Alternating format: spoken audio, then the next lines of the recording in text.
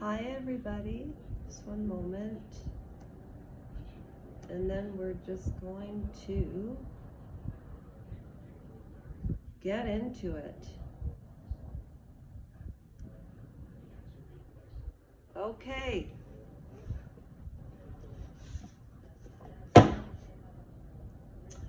Hello everybody, it is Lasha from Forrest Gump. Life is like a box of chocolates, you never know, question mark, question mark, question mark. And that's this channel, and the live channel is at Lasha, ROJENKO 6907. I already did my introduction to Emily Rose, and Anneliese Michael is the real woman behind that movie. And this is part one, the early childhood years, okay? All right, here we go.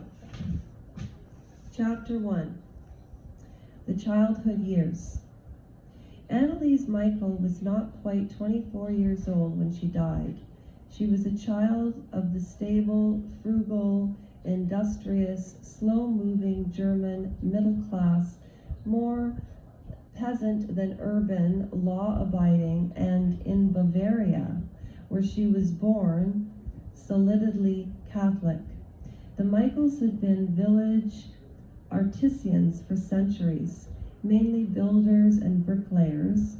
Her father's father owned a sawmill in Klingenberg, so did her mother's father.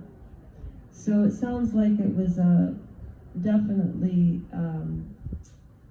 many generations. A first daughter, Martha, died at the age of 8 of kidney ailment. Everyone loved little Martha. The family is wont to tell. She liked to pray and was a gay and gentle child. Now remember, this book was written in 1979. So if there are the words gay or niggle, it has nothing to do with racism or anything like that. Everybody's so touchy nowadays. It's ridiculous. Oh, look who's talking. I'm as touchy as they come. I'm just projecting there. Okay, so her father's father owned a sawmill in Klingenberg, so did her mother's father. Grandfather Fleur in Leibfing, a small community in Lower Bavaria. Anneliese was born there on September the 21st of 1952. So if she was alive now, we know I'm bad at math, but at any rate, my mother was born in 49, she was born in 52, so she was about 3 or 4 years younger than my mom. The second child of her mother, which means if she had lived, she'd be in her 70s now. A first daughter, Martha, died at the age of 8 of kidney ailment. Everyone loved little Martha. The family is wont to tell. She liked to pray and was a gay and gentle child. I prayed 3 rosaries today, she'd tell everyone when she came in from playing with 3 lambs that Papa had given her. The image of the pious child recalls altar paintings from the Bavarian Baroque. When Anneliese was little, she often visited with her grandmother, her grandparents, in Leibfling, Leibfling. Throughout her life, she retained some of the special lit of the dialect of the village of her mother, the latter, Anna Ferg. She attended 3 years of secondary school and then went on to commercial training, the usual choice of the girls of her class. Only the brightest went on to become nuns or enrolled in College of Education for training as school teachers. So you have to remember that this family was very, very pious. Probably to the extent of, without the cruelty, The Handmaid's Tale. Again, because the choices were nuns or enrolled in college of education for training as school teachers. It is a persistent pattern. 2 of Anna's daughters chose the same, is a persistent pattern. 2 of Anna's daughters chose the same course of the next generation before her marriage to Joseph Michael. Anna worked in the office of her father's sawmill as a matter of course. She had lived at home. Now, Anneliese's father, Joseph Michael, was sent to secondary school in Muhlenberg, where he was when he was 10. This was done according to the mother's wishes, who wanted him to become a priest. Dedicating some of one's children to an, I know the word, I just can't pronounce it, so I'll spell it. ECCLESIASTICAL.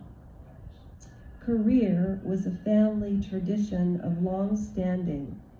3 of her own sisters were teaching nuns.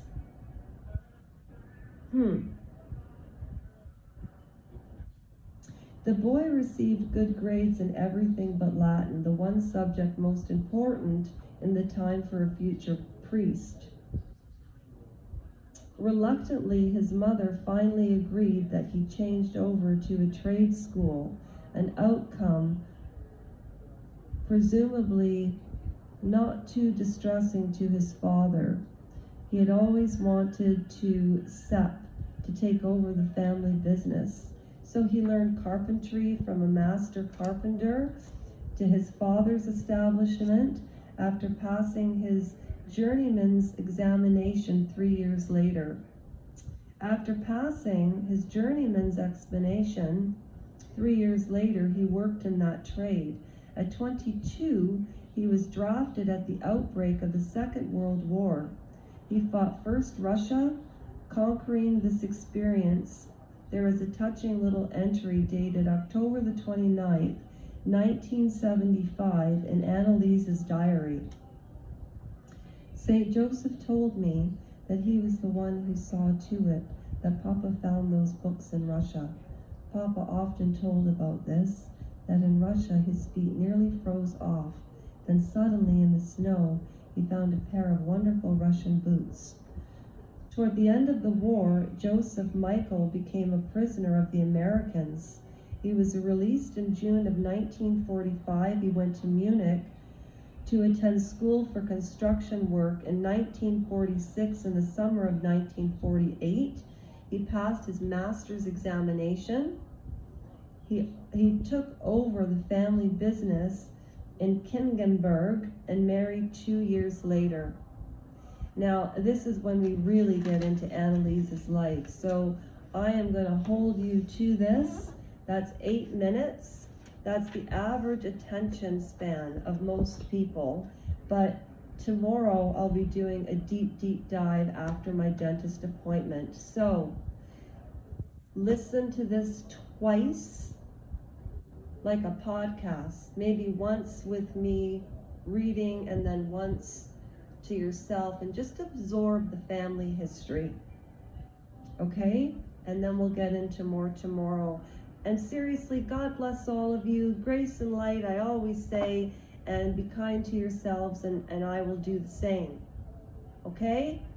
Brand new teeth, hopefully tomorrow. Hopefully. Okay, bye everybody. End and end.